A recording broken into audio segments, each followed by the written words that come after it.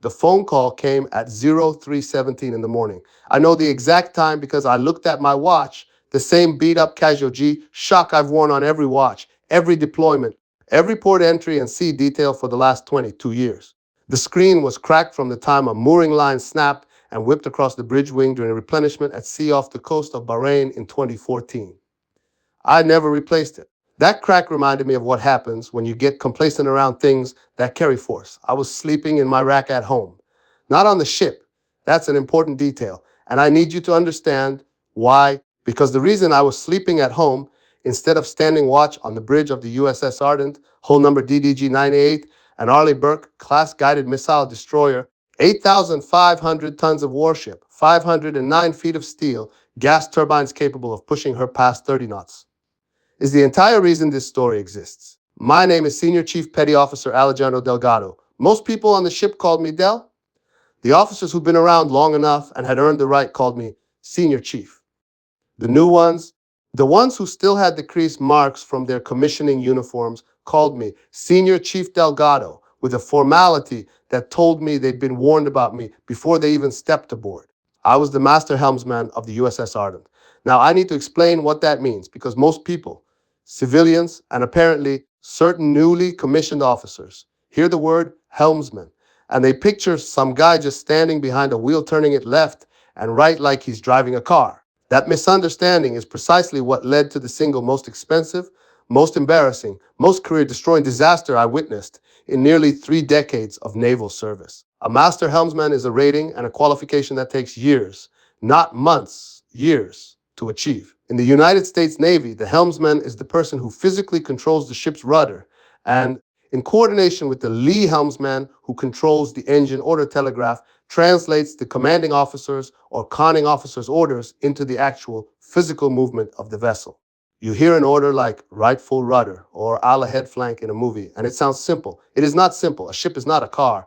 A ship does not have brakes. A ship does not turn on a fixed axis.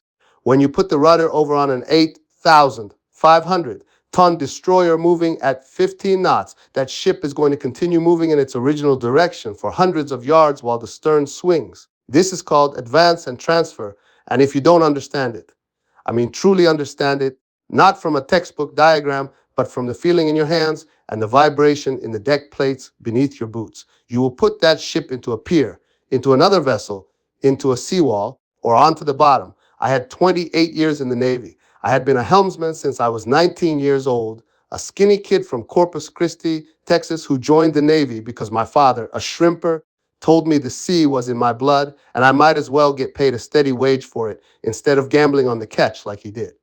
He was right. The first time I stood behind the helm of a Knox-class frigate, the old USS Barbie, long since decommissioned and scrapped, and felt that wheel respond to my hands, felt the ship answer, felt the relationship between my input and the movement of 4,000 tons of steel through the water, I knew I had found the thing I was put on this earth to do. Over 28 years, I served on 11 ships, frigates, destroyers, cruisers, and one amphibious assault ship that handled like a shopping cart with a broken wheel. God help her. I had over 400,000 nautical miles of sea time. I had conducted over 300 port entries and departures, including some of the most difficult and dangerous piloting waters on Earth, the Strait of Hormuz, the Strait of Malacca, the Suez Canal, the Panama Canal, the crowded harbors of Yokosuka and Naples and Bahrain and Pearl Harbor. I had helmed ships through typhoons in the Western Pacific where the seas were so high that the bridge windows, 60 feet above the waterline, were being hit with green water. I had executed emergency breakaways during underway replenishments where a wrong helm order would have meant a collision between two warships sailing 70 feet apart at 12 knots. I am telling you all of this not to boast. I am telling you this because you need to understand the depth of experience, the years of institutional knowledge, and the level of professional competence that one man decided was unnecessary, outdated, and replaceable by a 22-year-old sailor with 6 months of training and a GPS system. That man was Lieutenant Junior Grade Preston Whitmore III. He came aboard the USS Ardent on a Tuesday in September. I remember it was a Tuesday because Tuesdays were our scheduled maintenance days, and I was in the pilot house calibrating the magnetic compass. Yes, we still use magnetic compasses as a backup. The Navy learned a long time ago that electronics fail, satellites can be jammed, And the only things you can always rely on are a magnetic compass, a paper chart, and a competent helmsman. I was on my hands and knees adjusting the compensating magnets in the binnacle when I heard the quarterdeck announce over the WMC, Lieutenant Junior Grade Whitmore arriving. I didn't think much of it. New officers came and went. That was the nature of the Navy. The ship was the constant. The crew was the constant. Officers rotated through on their career tracks. 2 years here, 18 months there, punching their tickets, getting their feet reps, angling for the next promotion. The good ones listened. The great ones sought out the senior enlisted. The chiefs and senior chiefs who had been doing the job since before the officers were born, and they learned. The bad ones thought their commission and their college degree meant they already knew everything. The truly dangerous ones were the bad ones who also came from Navy families because they carried the assumption that seamanship was genetic, that because their father or grandfather had commanded a ship, the knowledge was somehow passed down through the blood like eye color. Lieutenant Junior Grade Whitmore was a truly dangerous one. I first met him formally 3 days after he reported aboard during a department meeting. He had been assigned as the new first lieutenant, the officer in charge of the deck department, which included the boatswain's mates, the deck seamen, and, because of the way our ship's organization was structured, the bridge watch team, which included the helmsman and lee helmsman. This meant he was technically, in my chain of command, he was, on paper, my boss. He was 26 years old. He had graduated from some business school. I want to say it was somewhere in the Northeast, because he mentioned it approximately 11 times in the first 20 minutes I knew him. With an MBA before attending officer candidate school, he had been in the Navy for exactly 14 months. His sea time prior to reporting aboard the Ardent consisted of a single 2-week midshipman cruise on an aircraft carrier, where, as far as I could tell, he had mostly eaten in the wardroom and taken photos on the flight deck. He was tall, thin, had the kind of haircut that costs $60 in a civilian barber shop, and he wore his uniform the way a mannequin wears clothes. Technically correct, but somehow wrong in a way that anyone who has actually worked in a uniform can immediately identify. Everything was too new, too clean, too unworn. His boots had never been rained on. His hard hat had never been scratched. His gloves had never been used. He introduced himself to the department by telling us, and I am quoting him as accurately as my memory allows, that he was excited to bring a fresh perspective and some modern management principles to the department, and that he believed there were significant opportunities and efficiency gains in our current watch standing and ship handling procedures. I felt the boatswain's mate first class, standing next to me. A 12-year veteran named Gutierrez physically stiffened. I put my hand on his forearm just lightly, a signal. Easy. Wait, let's see. After the meeting, I approached Lieutenant Whitmore in the passageway. This is standard. This is what a good senior chief does. You introduce yourself privately. You establish the relationship. You let the new officer know that you are a resource, that you have experience, that you are there to help them succeed because their success is the department's success, and the department's success is the ship's success. I had done this with a dozen officers over the years. Most of them appreciated it. I said, Lieutenant Whitmore, I'm Senior Chief Delgado, the Master Helmsman. Welcome aboard. If there's anything you'd like to know about the bridge watch team, the helm, the ship's handling characteristics, I'm at your disposal. I've been on the Ardent for 4 years now, and I know her pretty well. He looked at me the way you might look at a vending machine that just spoke to you. Mild surprise, a flicker of amusement, and the clear assessment that this was not something he needed to take seriously. He said, thanks, Senior Chief. I actually did my thesis on process automation in maritime logistics, so I'm pretty well versed in modern navigation systems. I'll definitely reach out if I need anything historical. Historical. He used the word historical, as if my knowledge of how this specific ship, this hull, with its specific rudder characteristics, its specific shaft horsepower, its specific turning radius at various speeds, its specific tendency to walk to port in reverse due to the rotation of its propellers, as if all of that was a museum exhibit, something quaint, something from the past that had been superseded by technology. I let it go. You learn patience in 28 years. You learn that first impressions are sometimes wrong. You learn that people sometimes say foolish things when they're nervous and new and trying to establish themselves. I decided to give Lieutenant Junior Grade Preston Whitmore the benefit of the doubt. That was my first mistake. Over the next several weeks, I watched him settle into the department, and what I saw worried me. He held meetings, lots of meetings. He loved meetings.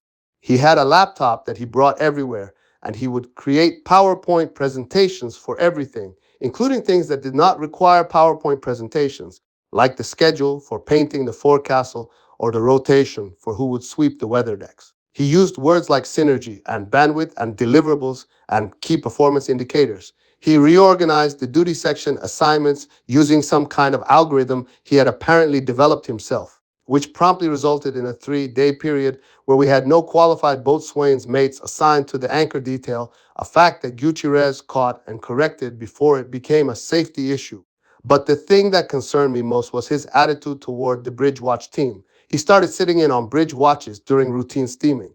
This, by itself, was not unusual. Junior officers were expected to learn ship handling to work toward their officer of the deck qualification. But Whitmore wasn't learning, he was evaluating. He would stand behind the helm console with his arms crossed, watching me or one of my qualified helmsmen steer the ship, and he would make notes on his tablet. He never asked questions. He never said, "Senior Chief, why did you apply that rudder correction before the order came?" Or, "Why did you anticipate that course change?" He just watched and typed. After about 2 weeks of this, he scheduled a meeting with me in his stateroom. It was a small, cramped officer's cabin with a fold-down desk that was covered in management textbooks and a framed photo of what I assumed was his father in a captain's uniform. He said, and again I am doing my best to quote him accurately, "Senior Chief, I've been observing the helm watch procedures, and I have some concerns about efficiency." I said, "I'm listening, sir." He said, "I've noticed that the ship is equipped with an integrated bridge navigation system, the IBS, that includes an autopilot function capable of maintaining course within a fraction of a degree. I've reviewed the technical manuals, and the system is designed to handle routine steering automatically with human override available for special sea detail and restricted maneuvering." I said, "That's correct, sir. The autopilot is available, and we do use it during extended transits in open ocean, with a qualified helmsman always standing by at the manual helm." He said, "Right. So my question is, why do we have a senior chief petty officer with 28 years of experience manually steering the ship during routine operations when a computer can do it more accurately? Doesn't that seem like a misallocation of human capital?" Human capital. He called me human capital. I took a slow breath. I said, "Sir, the autopilot is a tool.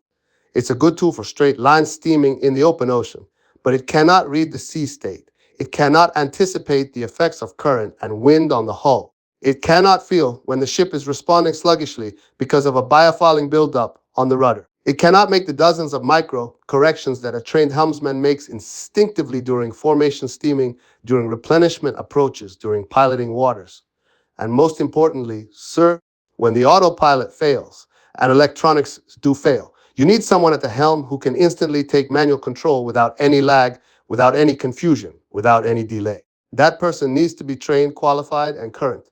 That's why we stand the watch the way we do." He nodded. Not the nod of understanding. The nod of someone politely waiting for you to finish talking so they can say what they were going to say anyway. He said, "I appreciate the perspective, Senior Chief, but I think we might be holding on to some legacy practices that aren't aligned with the capabilities of our modern systems. I'd like to explore a modified watch bill that reduces our reliance on dedicated manual helmsmen and frees up those personnel for other tasks."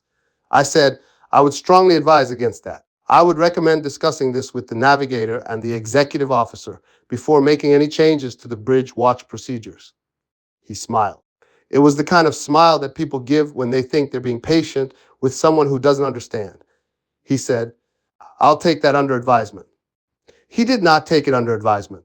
Over the next 2 weeks, Lieutenant Whitmore began implementing what he called his Bridge Watch Optimization Initiative. Without consulting the navigator, Lieutenant Commander Chen, a sharp, experienced officer who had been navigating ships for 11 years and who, had she been asked, would have shut this down immediately, Whitmore began modifying the watch bill within his authority as first lieutenant. He reduced the number of qualified helmsmen standing bridge watches during routine steaming from 2, a primary helmsman and a backup, to 1. He assigned the freed up sailors to deck department working parties, painting and chipping, and doing the cosmetic maintenance work that he seemed to believe was more important than having trained people on the bridge. He then began pushing to have that single remaining helmsman position filled not by my senior qualified people, but by the most junior, least experienced sailors, arguing that manual steering during open ocean transit is a basic task that doesn't require a senior rating. I went to him again. I was respectful. I was measured. I laid out my concerns clearly and specifically. I said, Sir, Seaman Kowalski has been qualified for exactly 4 months. He has never stood a helm watch during sea detail. He has never steered the ship in restricted waters. He has never experienced a steering casualty drill at the actual helm station. Putting him alone on the bridge without a senior helmsman present is not optimization, it is a risk. Whitmore's response. And this one I remember word for word because it was the moment I knew with absolute certainty that this man was going to get someone hurt.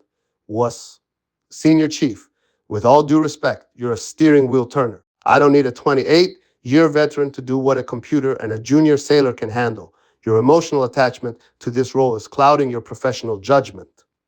A steering wheel turner, 28 years, 400,000 nautical miles, 300 port entries, 2 letters of commendation specifically for ship handling excellence, a Navy Achievement Medal for preventing a collision during a nighttime underway replenishment when the conning officer froze and I took independent action at the helm that the CO later said saved both ships. A steering wheel turner. I stood there for a moment. I looked at this man, this boy, really, this child in an officer's uniform who had never felt a ship shudder beneath him in a beam sea, who had never smelled the ozone of an electrical fire on the bridge, who had never heard the sickening sound of steel scraping against a pier because someone gave the wrong engine order. And I made a decision. I said, "Understood, sir. I'll document my concerns in writing and submit them through the proper channels." He waved his hand dismissively. "Do what you need to do, Senior Chief." I did. I went back to my berthing area, sat down at the computer in the chief's mess, and I typed a formal memorandum, not a casual email, not a text message, a formal naval correspondence formatted memorandum addressed to Lieutenant Junior Grade Whitmore with copies to the executive officer, Commander Torres, and the navigator, Lieutenant Commander Chen. In that memorandum, I outlined every concern I had in specific technical detail. I cited the relevant instructions, OPM Violence T31 20.32, the standard organization and regulations of the U.S. Navy, which specifies bridge watch standing requirements. I cited the ship's own standing orders, written and signed by the commanding officer, Captain Morrison, which required a qualified helmsman at the manual helm during all special sea detail evolutions and recommended one during all other underway periods. I cited 3 specific historical incidents where over-reliance on automated navigation systems had contributed to collisions and groundings, including incidents that had been extensively studied and were taught at every level of naval training. I printed 2 copies. I signed both. I hand-delivered one to Lieutenant Whitmore's stateroom. I hand-delivered the other to the executive officer's inbox outside his cabin. Whitmore read it in front of me. He actually read it in front of me, which I will give him credit for, even though what he did next eliminated any credit he had earned. He looked up from the paper and said, "Senior Chief, I'm going to be direct with you. I think you're resisting change because this change threatens your relevance. I understand that. It's a natural human response. But the Navy is modernizing, and we need to modernize with it. I'm not going to let one person's inability to adapt hold this department back." Then he said the thing that sealed everything. He said, "Effective immediately, I'm removing you from the bridge watch rotation entirely. You'll be reassigned to supervise deck maintenance for the remainder of this underway period. I'll be standing up a new bridge watch team using the automated systems and junior personnel. I've already discussed it with the operations officer." He had not discussed it with the operations officer. I confirmed that later. I said, "Sir, I need you to understand that I am formally objecting to this decision. I believe it creates an unacceptable risk to the ship and the crew. I am requesting that you reconsider, and if you will not, I am requesting mast with the commanding officer. Requesting mast." For civilians listening, this is a service member's right to speak directly with the commanding officer about a grievance. It is a protected right. It cannot be denied. Whitmore's face changed. For the first time, I saw something behind the MBA confidence and the family legacy in the pressed uniform. I saw uncertainty. He hadn't expected me to escalate. He had expected me to grumble and complain the way he assumed enlisted people did. He said, "That's your right, Senior Chief. But the CO is currently ashore for a conference and won't be back until Friday. In the meantime, my orders stand." Captain Morrison was ashore. The XO, Commander Torres, was acting CO in his absence. And the port entry, the scheduled return to Naval Station Norfolk, after a 2-week training exercise was on Thursday, one day before the captain returned. I want you to understand the timeline here, because the timeline is everything. It was Tuesday when Whitmore removed me from the bridge watch rotation. The ship was scheduled to enter port, Norfolk, Virginia, one of the busiest naval harbors on the East Coast, with a narrow channel, strong tidal currents, heavy commercial and military traffic, and pier assignments that required precise ship handling. On Thursday morning, the captain would return on Friday. Whitmore had a 48-hour window, and he intended to use it to prove that his optimized bridge team could handle a port entry without me, without any senior helmsman, using primarily the automated navigation system and a junior sailor at the helm, just in case. Tuesday evening, I went to the executive officer, Commander Torres. I explained the situation. I showed him my memorandum. I told him, in no uncertain terms, that I believed the modified watch bill created an unacceptable risk for the port entry. Commander Torres was a good officer, but he was also a political animal. He was up for his own command, and he didn't want controversy. He told me he would look into it, and that he was sure Lieutenant Whitmore had good intentions. He told me to give the new system a chance, and that if there were any issues, they could be course corrected after the evolution. Course corrected after the evolution. In the Navy, the evolution in question was driving an 8,500-ton warship through a crowded channel at 10 knots with a cross-current and wind on the beam. There is no undo button. There is no course correction after you've hit something. Physics doesn't care about your management philosophy. I left the XO stateroom and I went to the navigator, Lieutenant Commander Chen. She was the one officer on that ship I truly respected without reservation. She was smart, she was experienced, and she had actual sea sense, that indefinable quality that separates people who understand ships from people who merely serve on them. Chen listened to everything I had to say. Her face went through several expressions, none of them good. She said she had not been consulted about the watch bill changes. She said she would raise the issue with the XO immediately. She told me not to worry.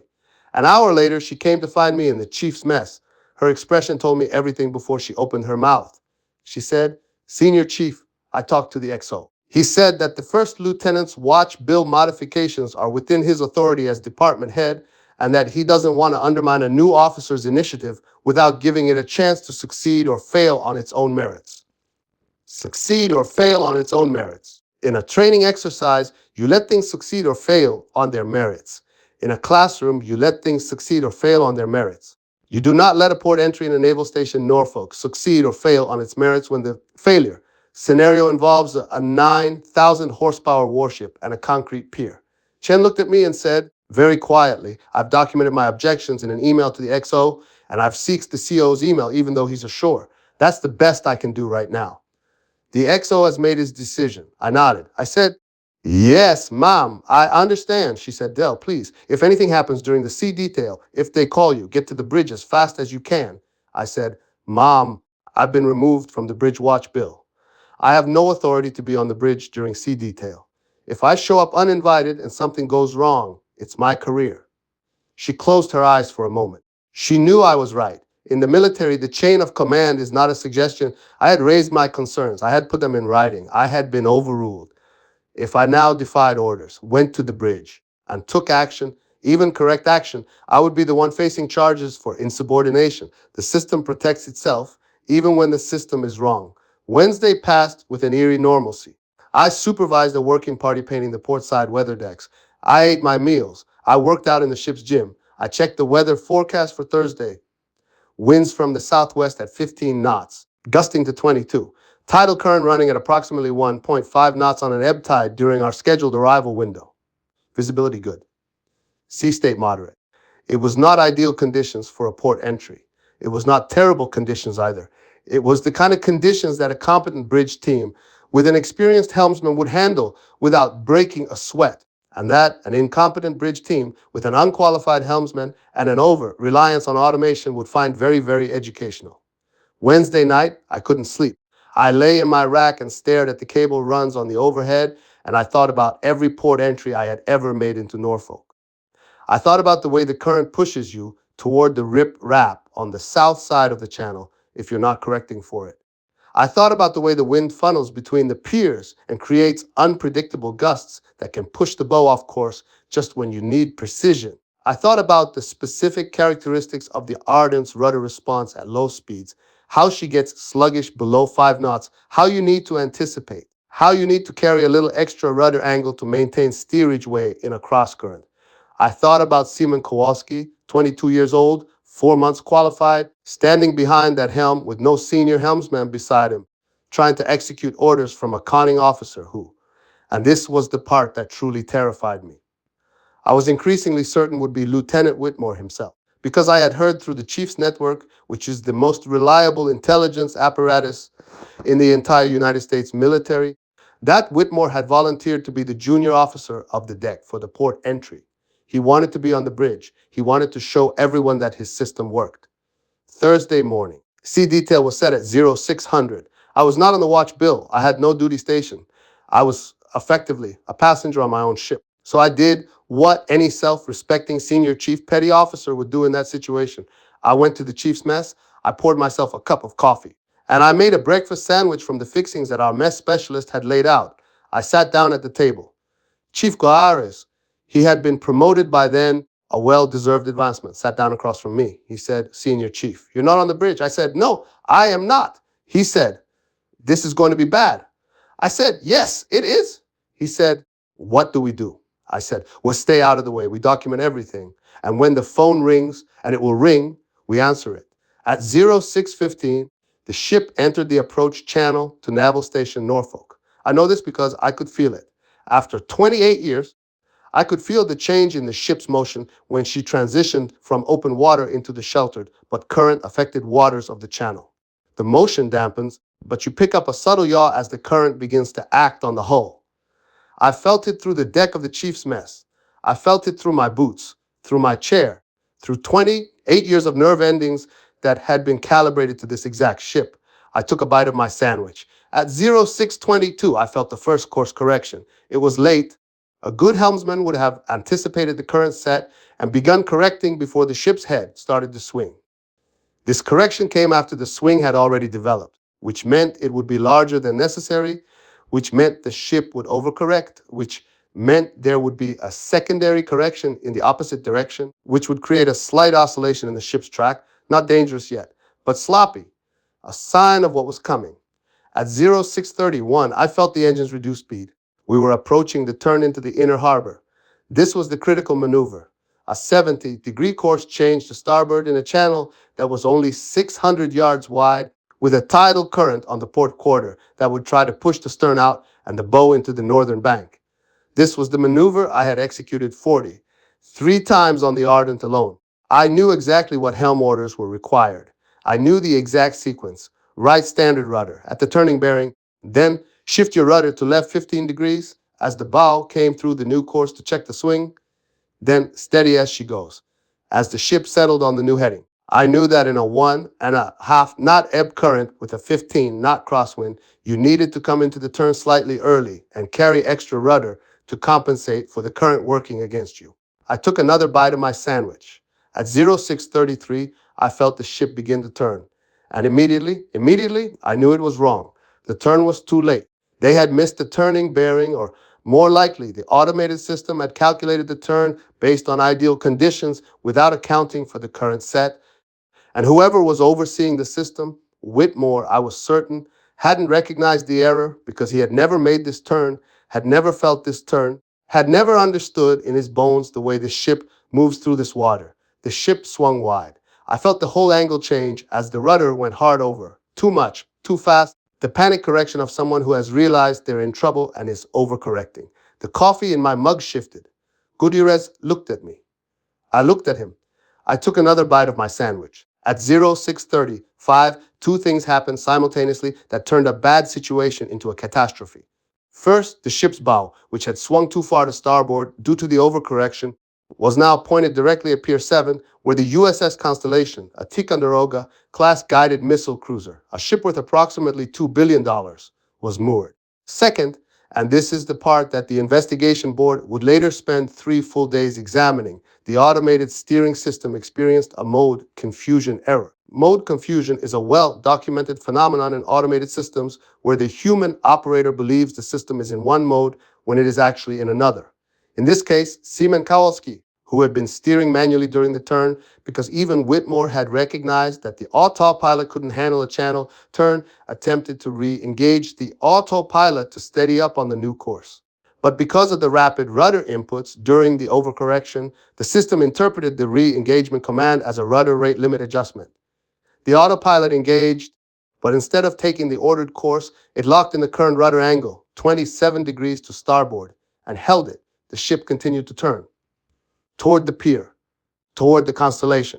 Kowalski froze. I know he froze because a frozen helmsman feels different from an active helmsman. It sounds insane, but it's true. When a trained helmsman is working, the ship has a certain rhythm, micro, correction, small adjustments, a living pulse that you can feel through the hull. When a helmsman freezes, that pulse stops. The ship goes dead on the controls. It becomes an object in motion, subject only to physics, and physics does not care about your rank, your MBA, or your family legacy. I felt the pulse stop. Gutierrez was halfway out of his chair. I put my hand on his arm. I shook my head. From the bridge, 3 decks above us, and 200 feet forward, I heard shouting. Not words, just shouting. The primal sound of people who have realized that something terrible is happening and they do not know how to stop it. Then I heard, over the 1MC, the ship's general announcing system, a sound that every sailor dreads, the collision alarm, 3 long blasts of the ship's horn, the scream of the alarm throughout the ship. The ship hit the pier at approximately 6 knots. For civilians, 6 knots sounds slow. It's about 7 miles per hour, a jogging pace. But 7 miles per hour multiplied by 8,500 tons of steel is a force of approximately 12 million pounds. The pier, a concrete and steel structure designed to withstand the forces of moored ships in heavy weather, never had a chance. The impact was, I don't have a word for it. Jarring is insufficient, violent, doesn't capture it. It was as if God had reached down and simply stopped the ship with his hand. I was thrown forward out of my chair. My coffee mug shattered against the bulkhead. Gutierrez hit the edge of the table with his ribs. Throughout the ship, I would later learn, 15 sailors were injured, broken bones, lacerations, concussions. One engineman in the forward engine room was burned when the impact jolted steam fitting loose. But it wasn't over, because the ship didn't just hit the pier. The ship's bow rode up onto the pier structure, crushing approximately 140 feet of concrete and pilings, and the port anchor, which should have been fully housed and secured, tore free from its housing due to the impact force and dropped into the water along with 600 feet of anchor chain, which made a sound like the world ending as it ran free through the hawsepipe.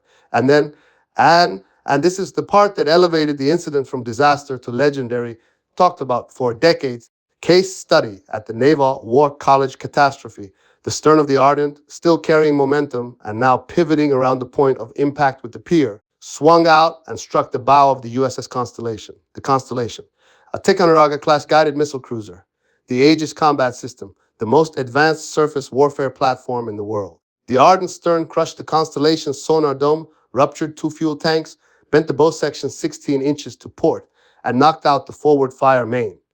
Fuel oil began leaking into the harbor. The Constellation's duty section sounded their own collision alarm. Fire crews were called away. Small boats launched. The harbor went into emergency lockdown. Total time from the beginning of the turn to the final impact, 4 minutes and 12 seconds. 4 minutes and 12 seconds of preventable, predicted, documented, in advance catastrophe.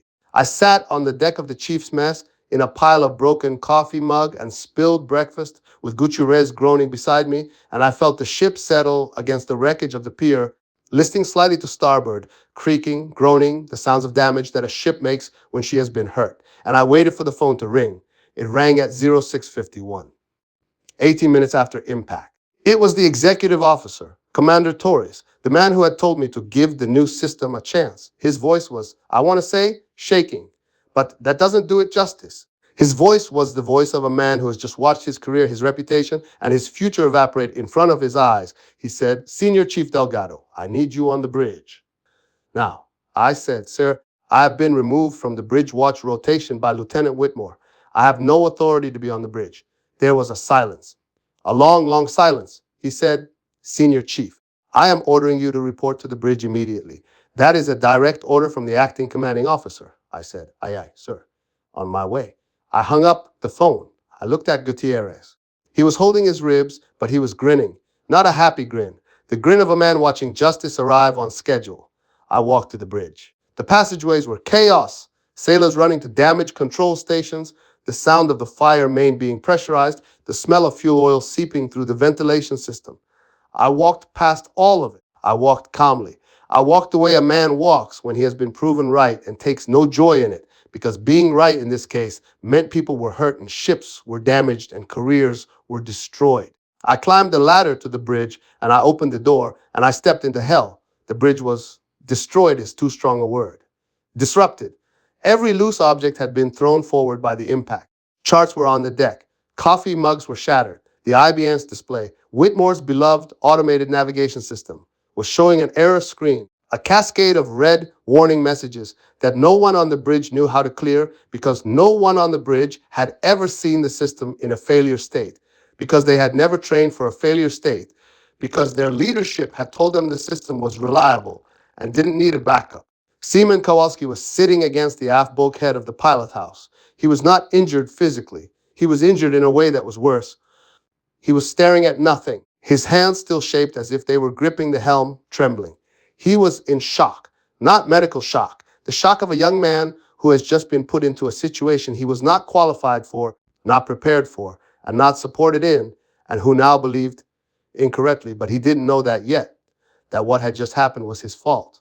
It was not his fault. I want to be very clear about that.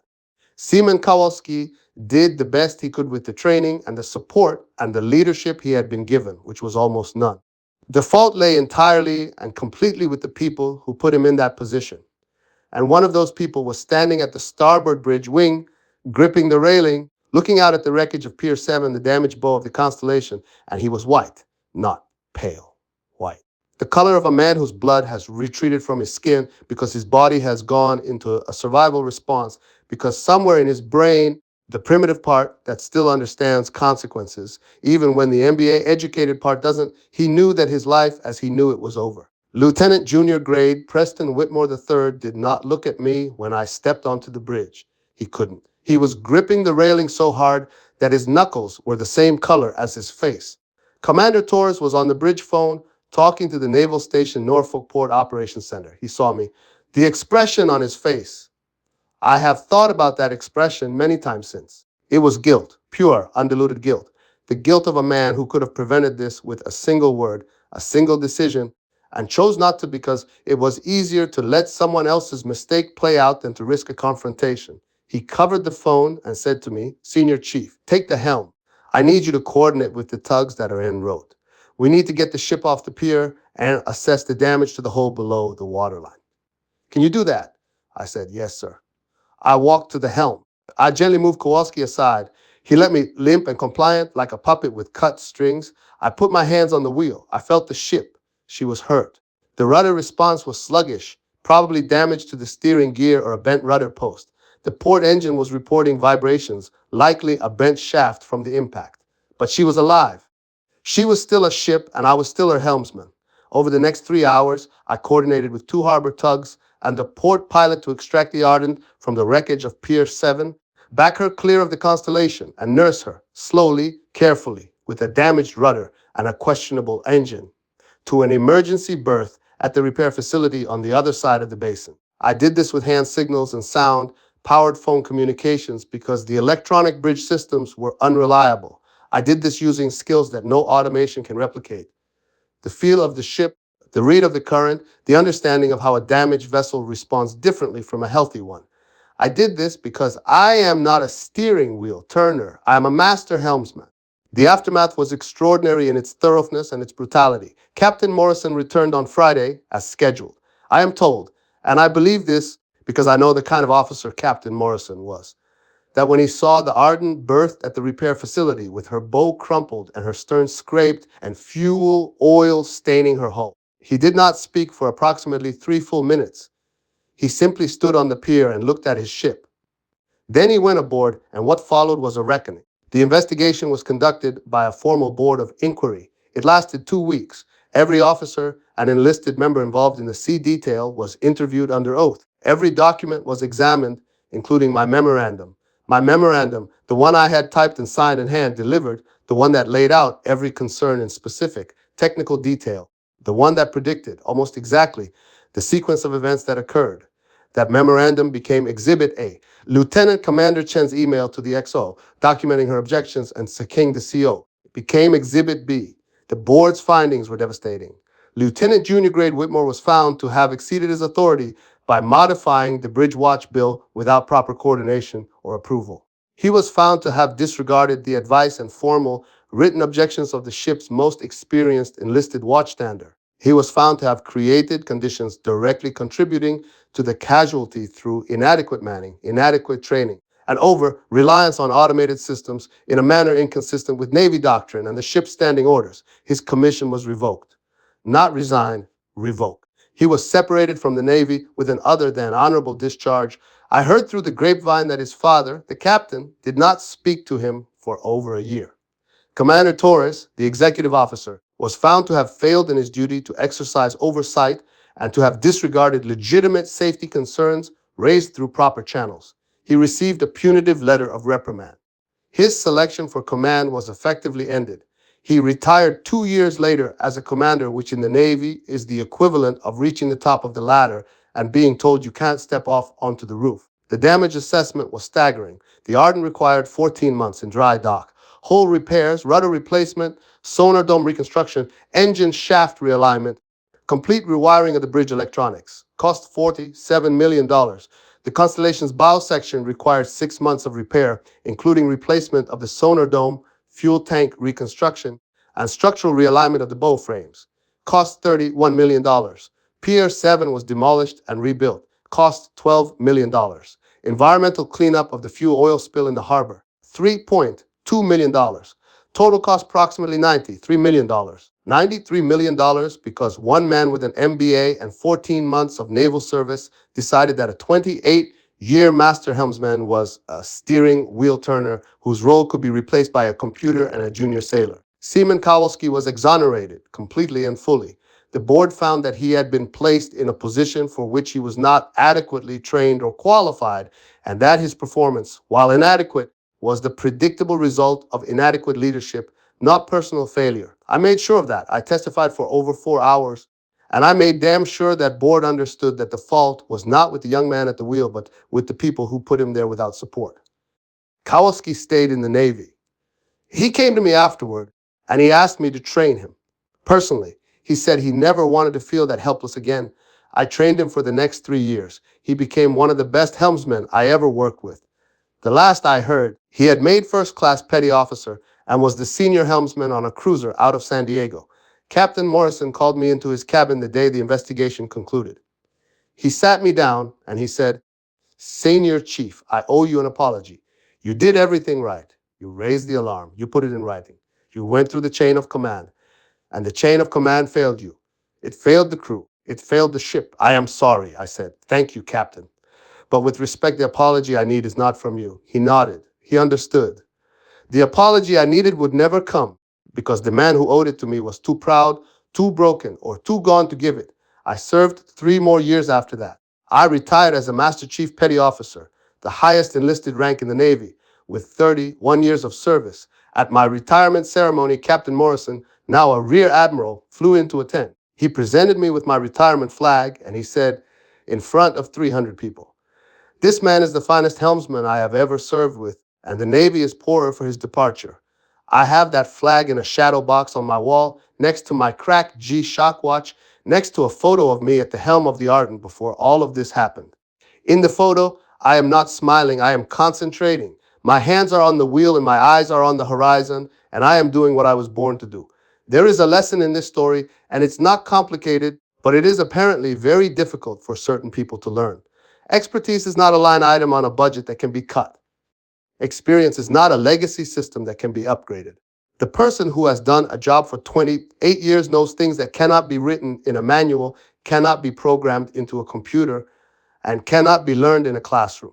They know things that exist only in muscle memory and instinct and the accumulated wisdom of 10,000 watches and 100,000 decisions made in real time under pressure with consequences. When you dismiss that person, when you call them a steering wheel turner or a legacy practice or a misallocation of human capital, you are not optimizing. You are not modernizing. You are removing the last line of defense between your organization and catastrophe. And catastrophe, unlike your quarterly performance review, does not grade on a curve. My name is Senior Chief, excuse me, Master Chief. Aljano Delgado, United States Navy retired. I was the Master Helmsman of the USS Ardent, and this has been my story. Thank you for listening. If this story resonated with you, if you've ever been the expert whose warnings were ignored by someone who thought a spreadsheet could replace your hands, leave a comment below. I read every single one. Hit that subscribe button.